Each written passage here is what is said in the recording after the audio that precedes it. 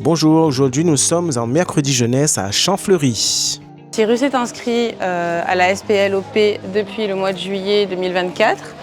Il venait uniquement aux grandes vacances ou les grandes périodes et depuis peu il a commencé les mercredis jeunesse. J'interviens auprès de Cyrus, du coup, essentiellement à l'école, sur ses temps scolaires et aussi sur ses temps de vie de tous les jours, dans ses lieux de vie. Et du coup, j'interviens auprès de la SPLOP.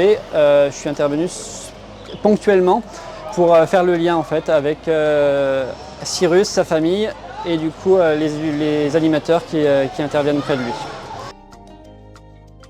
Alors son inclusion s'est passée en 2 temps. Il y a eu une période avec l'éducateur spécialisé qui venait les premiers jours pour du coup faciliter son inclusion.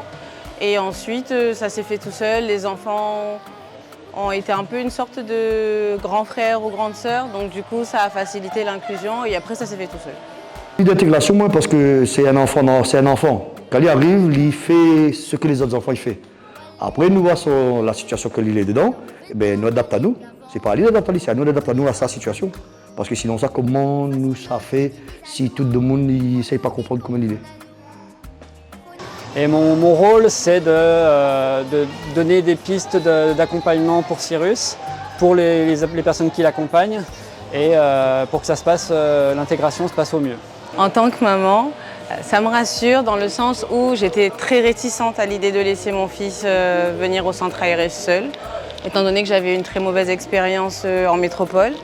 Mais du coup, le directeur, les animateurs, c'est eux qui m'ont... En fait, il allait chez les petits à la maternelle et je refusais qu'il aille ici tant que sa sœur n'était pas plus grande pour le surveiller et me rapporter un peu tout ce qui se passait.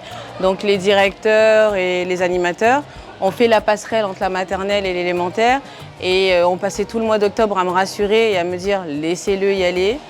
Et au final, je ne regrette pas d'avoir écouté parce que ça se passe très bien, il se sent mieux, il se développe. Et même à l'école, du coup, il se stabilise plus avec les autres enfants de son âge. Donc au final, oui, c'est un plus. Même pour moi, ça me permet de souffler un peu. Donc oui, c'est nickel. Quand on accueille un enfant là, on voit toujours l'enfant. Le handicap, ça il vient après ça. Mais ce n'est pas un souci pour moi le handicap. Nous faisons en sorte de travailler avec l'enfant. Et après, ce que lui peut faire, il fait. Ce que lui ne peut pas faire, nous adaptons à nous ce qu'il peut faire.